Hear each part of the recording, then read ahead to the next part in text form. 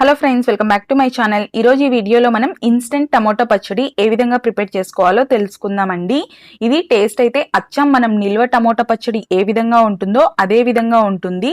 కాకపోతే దీన్ని మనం ఇన్స్టెంట్గా అప్పటికప్పుడు భోజనంలో ఎప్పుడైనా సరే స్పైసీగా తినాలన్నప్పుడు వంట రాని వాళ్ళైనా ఎవరైనా సరే కేవలం ఈజీగా 10 నిమిషాల్లో ప్రిపేర్ చేసుకోవచ్చండి. టేస్ట్ అయితే చాలా బాగుంటుంది.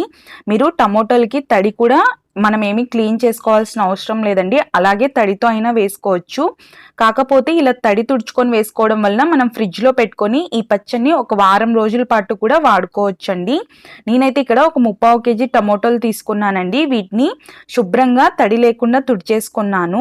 ఇప్పుడు మనము వీటిని సన్న ముక్కలుగా కట్ చేసుకొని స్టవ్ మీద ఒక ప్యాన్ పెట్టుకోవాలండి. ఇందులోకి ఎక్కువ ఆయిల్ ఏం అవసరం లేదు. ఒక 2 టేబుల్ స్పూన్ల ఆయిల్ వేసేసుకొని ఇందులో మీరు తీసుకున్న టమోటాలు తగ్గట్టుగా మీ స్పైసెస్ కి తగ్గట్టుగా ఎండుమిర్చి వేసేసుకోవాలండి. నేనైతే ఇక్కడ 3/4 కేజీ టమోటాలు తీసుకున్నాను కదండి. ఒక 15 ఎండుమిర్చిల్ని రెబ్బలు వించేసుకొని వేసేసుకున్నానండి. అలాగే ఒక 3/4 టేబుల్ స్పూన్ మెంతులు వేసేసుకొని 1 నిమిషం పాటు ఫ్రై అవ్వనిచ్చాను. దీని తర్వాత ఇప్పుడు ఇందులోకి మనం సన్నగా తరిగిన టమోటాలు అన్నింటినీ కూడా వేసేసుకోవాలండి. మనందరికీ తెలిసిందే కదా, కొంచెం సాల్ట్ వేసుకుంటే టమోటాలు త్వరగా సాఫ్ట్ అయిపోతాయి. అలాగే ఒక మీడియం సైజు నిమ్మపండు సైజ్ అంతా చింతపండుని చక్కగా క్లీన్ చేసేసుకొని వేసేసుకోవాలండి. ఇలా వేసుకున్న తర్వాత బాగా మిక్స్ చేసేసుకోవాలి.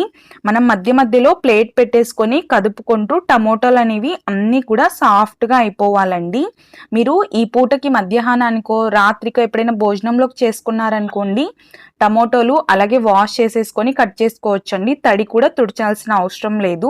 నేనైతే ప్లేట్ పెట్టేసుకొని మధ్య మధ్యలో మిక్స్ చేసుకుంటూ ఇలా గంటెతో మనం స్మాష్ చేసుకుంటూ ఉంటే ఇంకా త్వరగా సాఫ్ట్ అయిపోతాయండి టమోటోస్ అనేది. ఇలా బాగా సాఫ్ట్ అయిపోయాయి చూడండి. ఈ విధంగా సాఫ్ట్ అయిపోగానే ఇప్పుడైతే నేను స్టవ్ ఆఫ్ చేసేస్తున్నాను. దీన్ని కంప్లీట్ గా అయితే చల్లారనివ్వాలండి.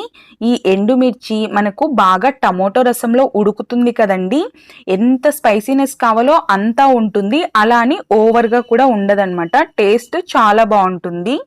కంప్లీట్గా చల్లారిపోయిన తర్వాత ఒక మిక్సీ జార్లోకి వేసేసుకొని బాగా మెత్తగా గ్రైండ్ చేసేసుకోవాలండి. ఇలా 2 భాగాలుగా నేనైతే గ్రైండ్ చేసేసుకున్నాను. ఇలా గ్రైండ్ చేసుకున్న మిశ్రమాన్ని ఒక గిన్నెలో ఉంచుకొని ఇప్పుడు దీనికి పోపు వేసుకుందామండి. కొంచెం పచ్చళ్ళకి పోపు ఎక్కువ ఉంటేనే బాగుంటుంది కదండి ఆయిల్.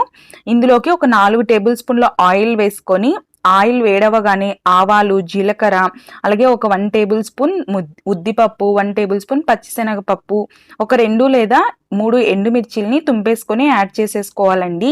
ఈ పోపు కొంచెం ఫ్రై అయిపోగానే ఇప్పుడు ఇందులోకి ఒక 10 తెల్లుల్లిపాయల్ని చితకొట్టుకొని యాడ్ చేసేసుకోవాలి. అలాగే ఇది మనకు ఇన్స్టెంట్ పచ్చడి కదండి. ఇందులోకి మనం ఒక పెద్ద సైజు ఉల్లిపాయని చిన్న ముక్కలుగా బాగా ఇలా స్ట్రైట్ పీసెస్గా కట్ చేసుకొని వేసుకోవాలి. ఉల్లిపాయలు మంచిగా కలర్ చేంజ్ అయ్యేంత వరకు వేయించుకోవాలండి. ఇలా ఉల్లిపాయలు కొంచెం కలర్ చేంజ్ అయ్యేటప్పుడు కరివేపాకు వేసుకోవాలి. కరివేపాకు ముందే వేస్తే ఎక్కువగా ఏగిపోతుందండి.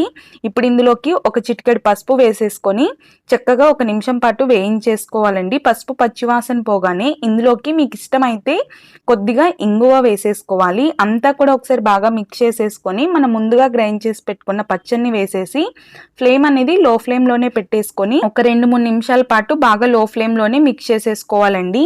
సాల్ట్ సరిపోయిందో లేదో ఒకసారి టేస్ట్ చెక్ చేసేసుకొని ఇక స్టవ్ ఆఫ్ చేసుకొని వేడి వేడి అన్నంలోకి సర్వ్ చేసుకుంటే టేస్ట్ అయితే ఇంకా నెక్స్ట్ లెవెల్ అండి. సూపర్గా ఉంటుంది. డెఫినెట్గా మీరు కూడా ట్రై చేసి మీకు ఎలా వచ్చిందో కామెంట్ చేయండి. Thanks for